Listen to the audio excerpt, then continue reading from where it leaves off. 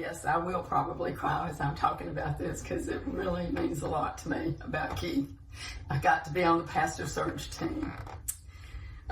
And on that team, we had a lot of resumes, and we went through it and went, I think 100. And Keith didn't make that first round because we thought he was too young and we needed a more experienced pastor to handle the job that he was fixing to take over. So we started all over. We threw everybody out and decided to just start over and go from 20 to 10 to 5 to 3 to get the names down. So Keith started showing up on all of our sheets of paper, our lists, and finally it came down to Keith. So we got to go check him out in Virginia, and that was a trip. There's a lot of stories behind that. But when we heard him, I think all 7 of us, I think there was 5, I can't remember how many was on the search team that went, but we all cried after the service. And we weren't crying because us getting him, we were crying because they were fixing to lose a really great pastor. And we loved Amy. When we went to lunch with him after that, we loved Amy, and they were just like our people. They were a part of our family already, and they hadn't even come to the church yet. And then I got to work with him for 14 years. But still, he's always going to be my pastor. Amy's always going to be Amy. And I'm going to miss him tremendously. And so, Keith, I love you. Amy, I love you. And we're going to miss you, but we may be coming to see you.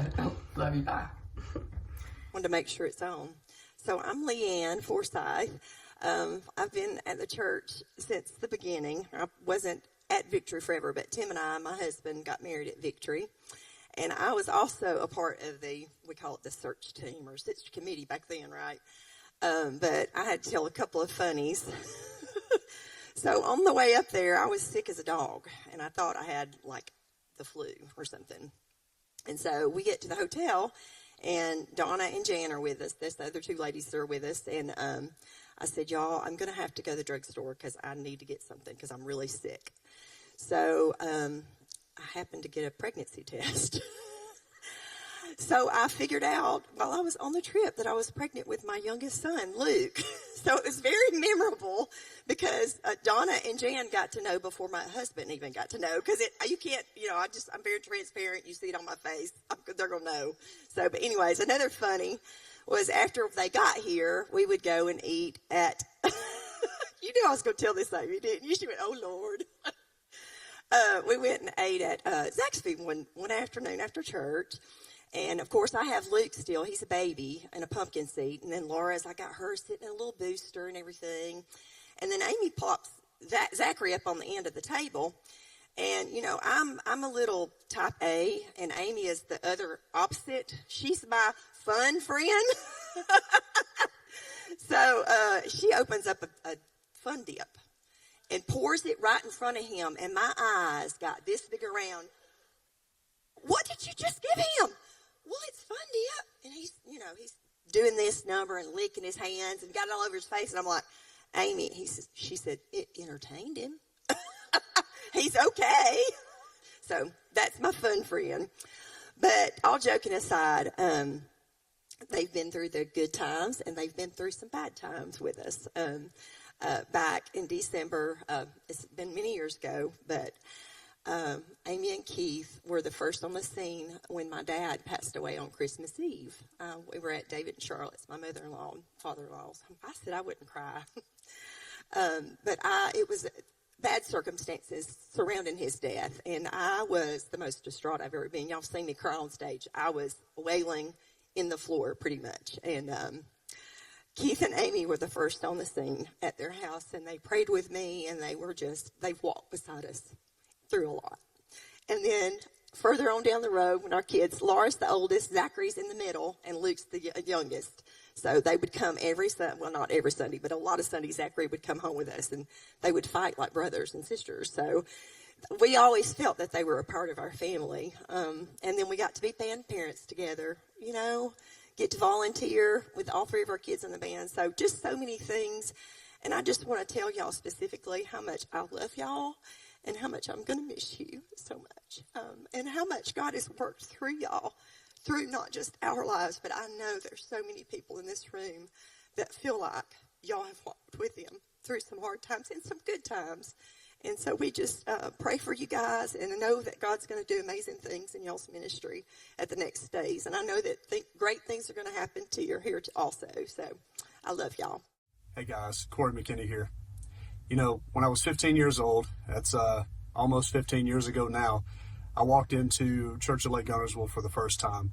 And it would be just a few months later when I would give my life to Christ and surrender myself to him in every way. And I remember a lot of things about that time, the friends I had around me, the influences I had on me. And one of the biggest influences for me had to have been Keith Langner. Keith was an incredible pastor. Not only was he a great teacher and communicator of the word, something that I gleaned from every Sunday, but he was also a good shepherd of his people. And something that he instilled in me very early on in my walk with Christ was a heart for missions.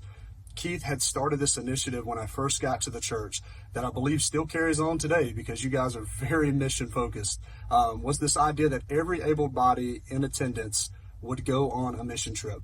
And it's because of that very initiative, even as a young believer, that I got to go on mission trips to Montgomery, Alabama, then eventually to Mexico. And then I even got to travel with Keith to Bangalore, India for a week. And it was just an incredible thing. It's something that impressed upon me and that I've kept in my life even today as I gear up to go to London in just a few months to share the gospel with people who have never heard it before. And it's only because of what Keith did when he was faithful to the word, he was faithful to the mission that God gave him to send people on mission for his word, that was instilled in me and something that I am incredibly grateful for. Another thing that was really cool about Keith is he had a son that was just a year younger than me, Kobe, and Kobe and I were really, really good friends. And something that's interesting is, I think a lot of times we go to church and we see the pastor in action in church, and maybe we see them in Sunday school or something like that, but you rarely get to see them, behind the scenes. I saw Keith a lot behind the scenes. I was always at his house. I was always hanging out with Kobe. There were many late nights where I was at his house till in the morning. And, I can say if I had one word to sum up my experience with Keith outside of the church, it would be this: genuine. The same guy that I saw stand up and preach the word faithfully, the same guy that I saw shepherd his flock well and be very compassionate with people, very relational with people, all of that carried on into his home as well. I saw Keith pour into me and disciple me and all these things, even outside of the church doors. And it was an incredible experience for me. So Keith, thank you so much. Thank you for all that you did to instill in me good doctrine and good theologically sound teaching. Thank you so much for the heart of missions that you helped cultivate in my life.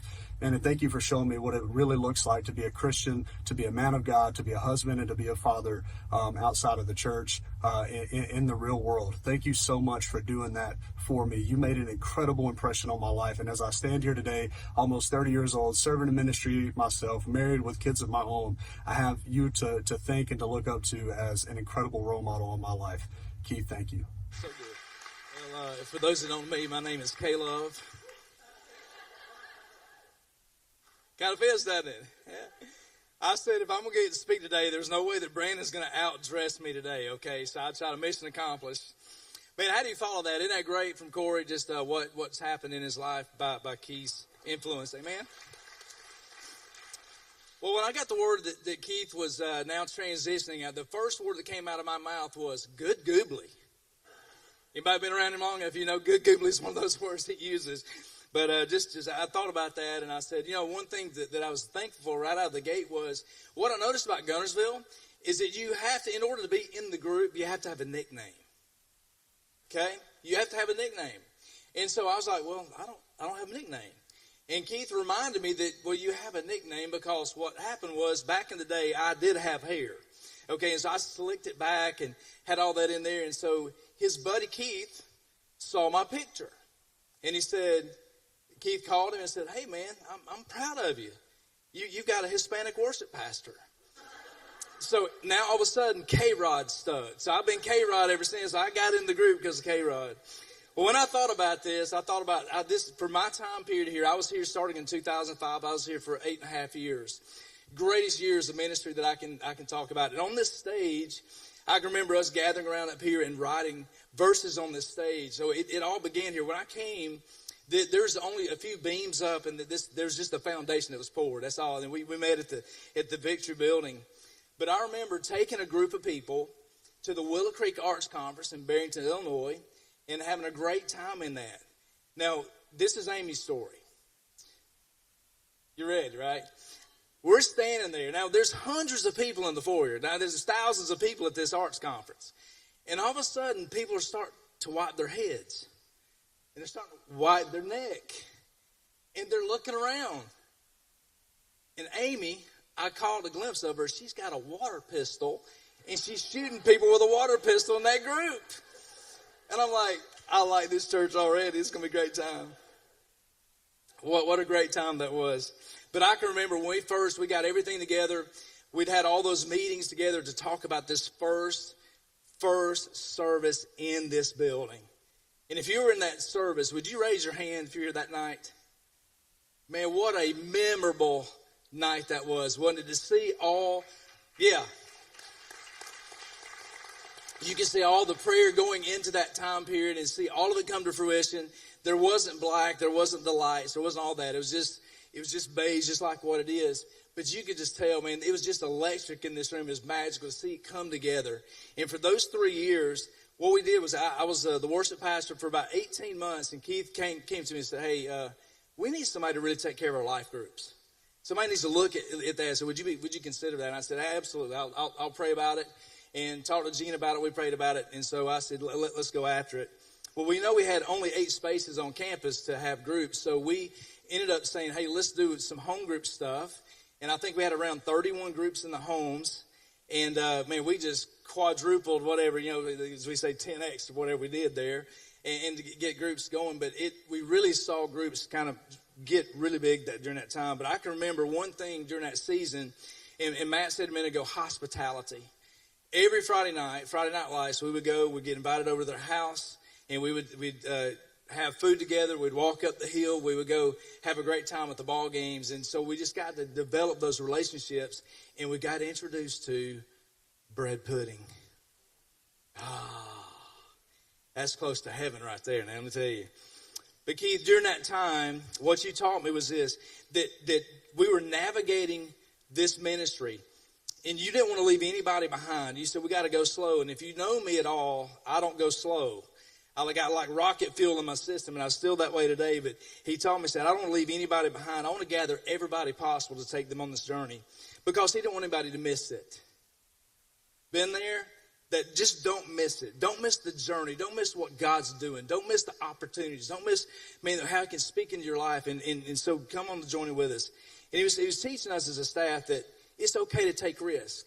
It's okay to stretch our thinking. It's time to be creative. And then that led us to Act 2. This was the Brett Favre era. Anybody know Brett Favre? Okay, so what did Brett Favre do? He went into retirement, and then he came back. So Keith said, hey, I feel God calling me to church planting. And then he said, I'm going down to Anniston. I'm going to go do a church plant in 3 weeks, man. So I remember that time period. We're all staff going, what just happened? We're kind of getting our bearings about us. And then all of a sudden he came back about 3 weeks later and said, well, just kidding, I'm back. Earl was the one that said, hey, listen, you can do everything that you wanted to do. So this is the Brett Favre era, which I think there's 2 staff people that have pulled a Brett Favre as well. They've left and come back. So he didn't even work there. But he had a desiring, burning heart to do church planting. There was something in him that was moving. And so that's when I really believe that the One Church 3 locations got really birthed. That was when really things started happening. Missions. We started seeing missions. Jamaica, Brazil, India, Mexico. Man, the concept of elders came to be in that season as well. And then he said, well, since we got some young guns on staff, we got to figure out what this looks like. So we got in the boat, and we headed out to Goat Island. And in Goat Island, it's like, hey, we're going to jump off that, 50 foot? Is that what it is? Not me. I was smart. I was older, and I just couldn't hurt myself. But I'm watching the guys swim over there on Goat Island, and Keith was with them, and he climbs up on top of the mountain, and I'm looking up there like, Lord, please protect all these guys. I want to see the carnage when they jump in that water. And so here they go. All of them jump. I'm steadying the ship over here. I'm in the boat going, yeah, you go, be young, be young. I only figure out that Keith said I shouldn't have done that, because I think that affected you for about 2 weeks, wasn't it? He was hurting for 2 weeks after that jump. But just love being around people. And then 2008 hit. And I'm going to tell you what, this is the thing that sticks out in my mind about this place. It's made an impression on me. In 2008, we went from a budget to $0 budget. We wanted to keep all the staff. He wanted to keep everybody on staff. Didn't want to let anybody go. But he said, you have $0 in your ministry budgets. Make it happen. And you know what birthed out of that? A bunch of ministry. The greatest creative ministry time that we had, I believe, that we had in this time. What we found out was we had Kid Blast that went to a new level. We had life groups that just went off the chart during that time because we were writing curriculum for them. We had Churches Left the Building that kind of came out of that season too. And we started learning things about the church. But hey, here we go. We got $0. Figure it out. Let's figure it out. Let's do what we can do. And everything started coming out of that season. And what I learned from him during that season was, Kenny, we've got to be creative because God was creative. God created the heavens and the earth. So be creative in your ministry. Step out of your comfort zone. Let's dream a little bit. Let's see what all that looks like. And we saw many things through that season of life groups, Kid Blast, Churches Left the Building. I mean, you name it. There's so many things that happened during that season. And then Act 3 was this. It was the building phase. And that's when we got the momentum of that entire Brett Favre era really launched into that last season. That's when you started seeing one church, 3 locations really be birthed out. You started seeing some of those things really come to fruition. And how can we press this mission out? How can we go spread the gospel to different places in Marshall County to reach really every people group that we can find? And the missions, it went to another level. It just went to another level. But Keith, I think one of the things during that season, what you've taught us is that everybody needs a meaningful relationship. Everybody needs a meaningful relationship. And through hospitality was one way that you taught that. Through life groups was another way that you taught that to us as well, that everybody needs to be in a group. Just like Corey said a minute ago, we want every able body to go on a mission trip that can.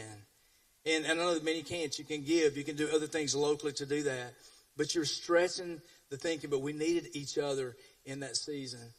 These 8.5 years have been for Gina and I. So Gina, raise your hand over there for those that don't know. Yeah, she's down there in the front. These are some of the 8.5 of the greatest years of our life. And so I'm going to give you just a few Keithisms, okay?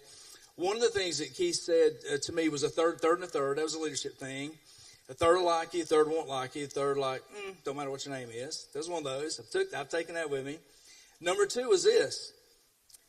We are far more educated above the level of our obedience. Who's heard that? Yeah, that's stuck with me since day one. James tells us, listen, don't be hearers, but be doers of the word. And that's what he's really telling us with that sticky note. And I've taken that to churches with me. I think the most memorable quote was his grandfather quote. Anybody can whip a skunk, but it may not be worth the stink. Remember that one? Yeah. In ministry, I've learned that because out of here I kept going and just kind of finished my season of 32 years of ministry life as I've known it full time. And so I've learned those 3 basically sayings that he's given me over those years. These have been great years, been to see just all this thing really evolve in the lives that have been touched. I'll say this in closing. One thing that you said to me was, Kenny, when I left, he said, your fingerprints are all over this church. And I believe that because we're here at the foundation. But I'll say this, Keith, your fingerprints are here, but your legacy is embedded in the foundation of this place. I love you, brother. Thank you for 21 years of service. We love you. We will miss you after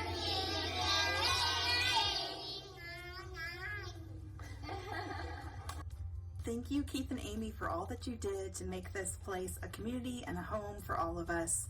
And thank you, Keith, for being such a great boss.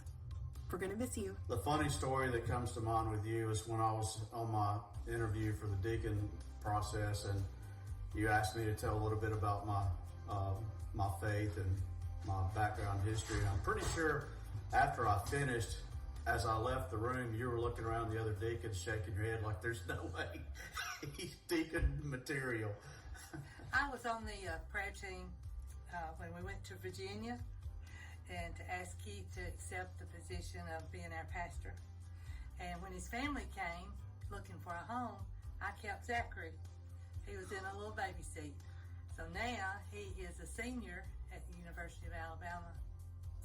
Keith and Amy, you're just family, and I love you. And I first met Keith when I wasn't even attending church here.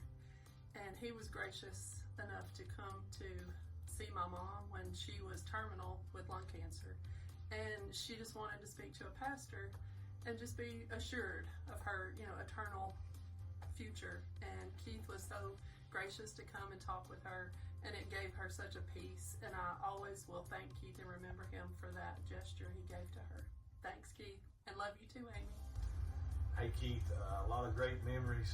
One of our favorite is when we had the youth at our house and you jumped the wave runner over the dock that day. Love you guys.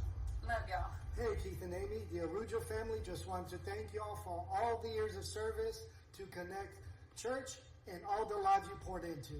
And we pray for what's ahead in this new ministry for you guys. Love y'all. Love you. Hello Keith, it's the Foley family. Thank you so much for your years of service for our church. We're so grateful for you and Amy and all that you've done for the church. Our kids grew up in Kingdom Kids, and I was baptized there by you, Keith. You married us, and you have been a blessing to our family and to our church family. We wish you and Amy nothing but the best in your future endeavors, God. We pray that you watch over them, take care of them, continue to bless them.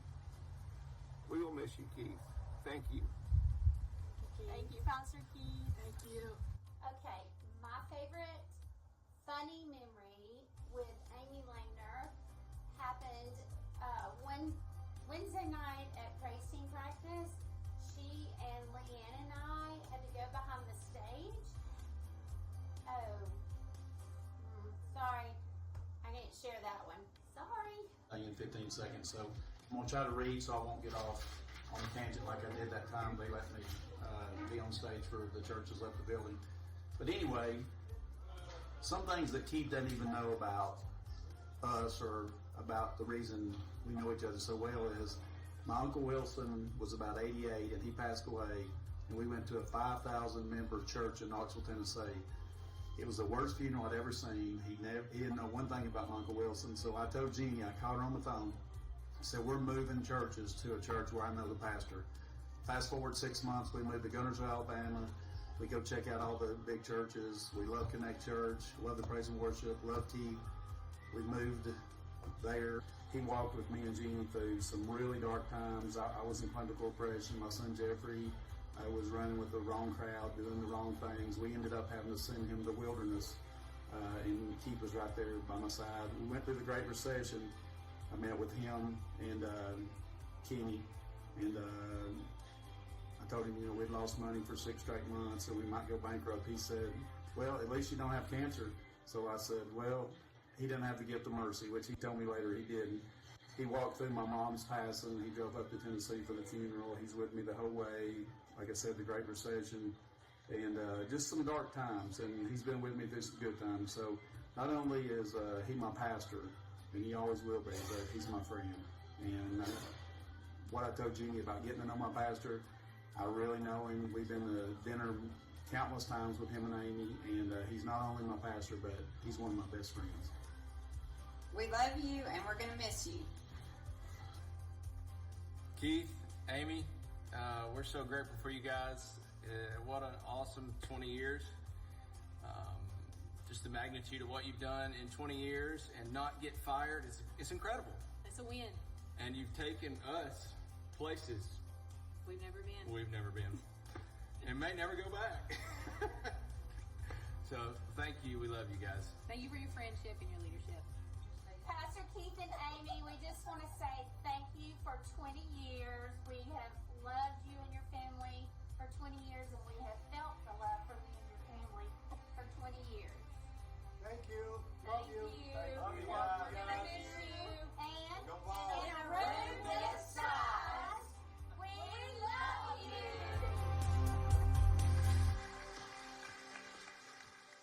I know what Keith is thinking. Who gave Rob the mic?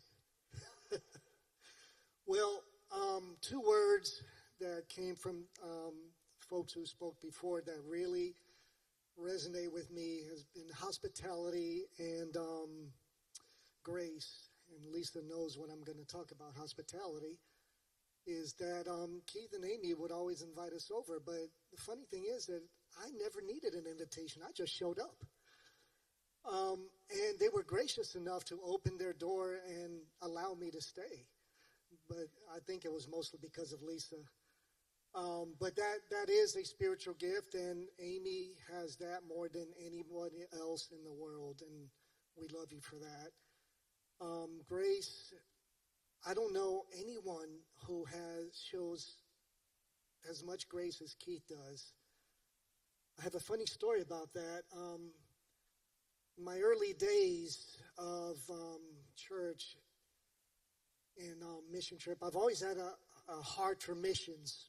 And Keith and I had a disagreement on who should actually go to a mission trip.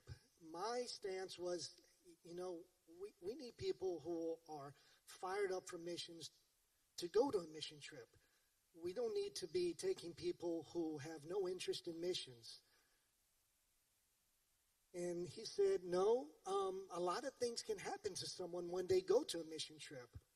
Well, we kind of disagreed on that, and I went to a mission trip, and someone told me a story. The person leading the trip told me a story about how one of their friends went to a mission trip. She was not saved at that time, but during the mission trip, she was saved and did great things. And the first thing that came to my mind is, should I tell Keith this story? Well, I did. When I came back, and in Keith fashion, he said, funny how that happens. But he taught me a lot about grace and humbled me a lot. That's why I don't like to go to his office anymore. But in all seriousness, one of the great things, or a few of the great things that happened in this tenure in the last 10 years here, it's weird to say that it's the last 10 years here, but a few things. One is Amy and Keith's desire to see people who are far from the gospel to come to know Christ in the ways they do it. Amy had this young girl in school who she just poured into, and she would not want me to say this, but she would bring her to church because her the family situation wasn't good, but she'd bring that young girl to church, and that's incredible that somebody would do that. And Keith, in the last several years here, he always had a heart for people who are far from God and people who were de-churched or hurt from the church. And his desire was that people would come to know Christ as he really is, his love and grace. And Keith showed that to people. But in the last stages here, or towards the last stages, the thought process became of not being a huge church or a church with the biggest steeple, but being a church that had a wide influence. And that's where the church in 3 locations came out of, because he wanted to be a church that planted churches. Did not come without challenges or with some pushback, but amazing things have happened since. And we thank you for that vision. That was a God-given vision. It wasn't a Keith vision. It was a God-given vision. And a vision that could not be stopped no matter how many challenges or roadblocks there were. So we thank you for obeying Jesus in that. And lastly, but not least,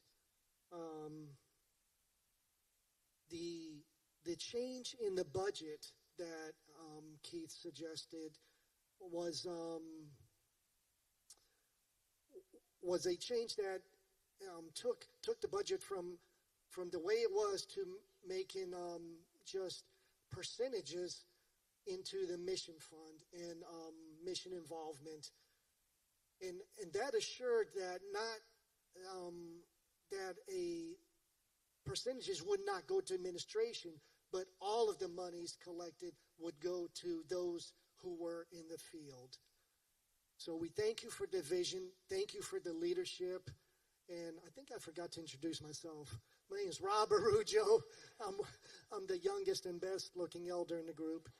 But again, we thank you. And I look at this as not a goodbye. It's a celebration of not only what Keith and Amy are going into, but of what God is going to do through them and what God is going to do in the life of this church. Because we're all one body. And we all have the same marching orders. So again, thank you very much. And Keith and Amy, why don't you guys come up here for just a second? Yeah, come on. Everybody be able to see you.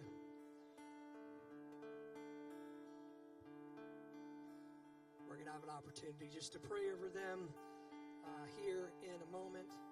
Unless anyone has any deep theological things that they'd like to say. Hi, Reverend.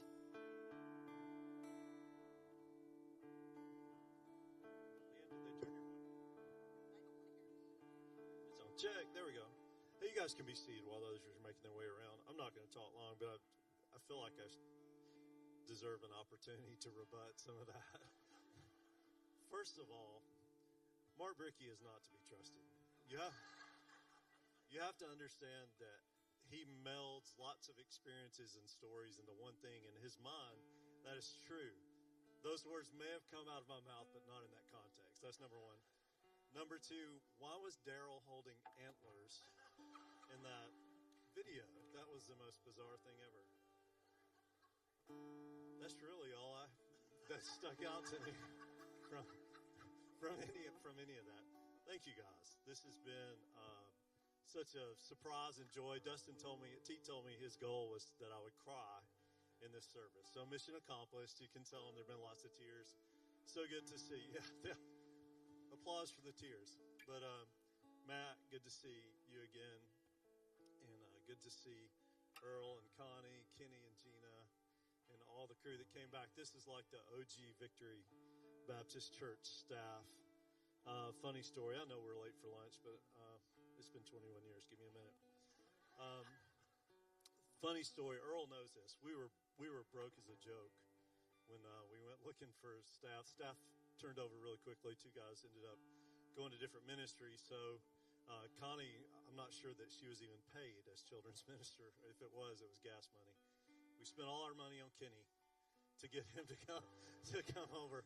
So we had no money left. So I called my good buddy Matt Nelson. I said, I need a God that can do youth. And people say, oh, what amazing staff choices you've made. Well, this is how Matt Evans ended up being the worship guy. So I said, I just need a guy. Do you have anybody? He said, nobody comes to mind initially. Then he said, hey, I got a guy. He operates the camera for our services on Sunday morning and works in the tech booth. But I think he could be your guy. So Matt Evans came initially to be our youth guy. Then we found out he didn't like students really quickly. But